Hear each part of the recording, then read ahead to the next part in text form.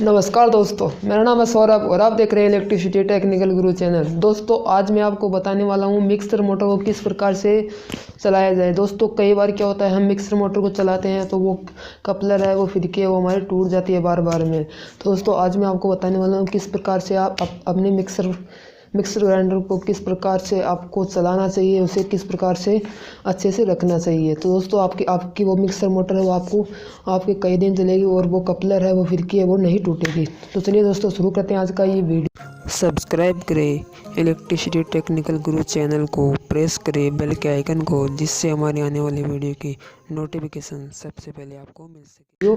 तो दोस्तों सबसे पहले मैं आपको बता दूं, दोस्तों सबसे पहले आपको मिक्सर मोटर को अगर आप जार लगाते हो, पोर्ट लगाते हैं ना, वो एकदम सही लगाना चाहिए। उसको आप अच्छे से देख लो कि वो सही फिट हुआ है या नहीं हुआ है, इस प्रकार आप उसे लगाओ। उसके बाद में आपको उस पोर्ट या जार पे आपको हाथ रखना है, उसे हाथ रख के ही और हाथ रख के आपको वो पुश वाले बटन चलाना। आपको डायरेक्ट 1 2 3 4 वाला स्पीड वाला नहीं दबाना है। दोस्तों अगर आप डायरेक्ट झटके से चलाओगे तो आपकी वो कपलर है, वो फिरकी है, वो टूट सकती है।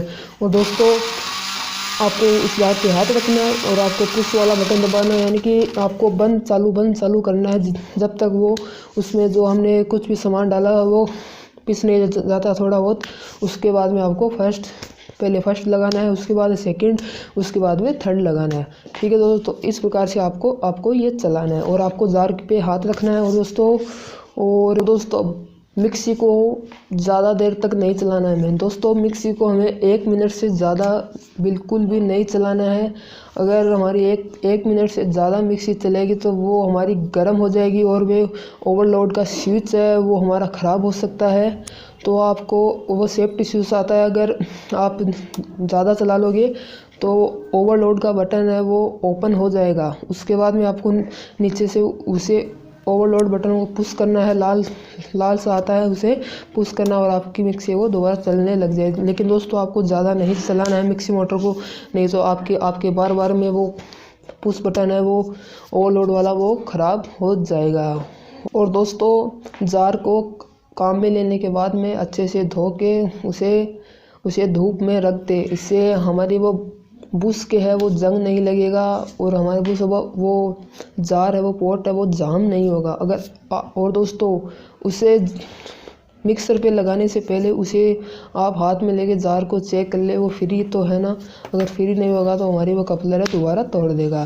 दोस्तों कई लोगों को दिक्कत आती है कि बार में कपलर है वो तोड़ देता है मिक्सी, वो आपकी ही गलती होती है। आप यहाँ झटके से उसे चला देते हो और आपकी वो कपलर है वो टूट जाती है।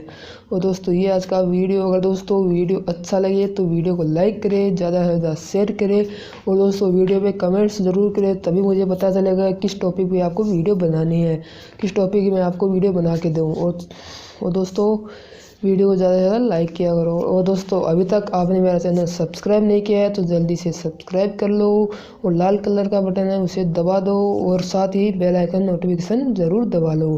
तो चलिए दोस्तों बाय बाय, जय हिंद।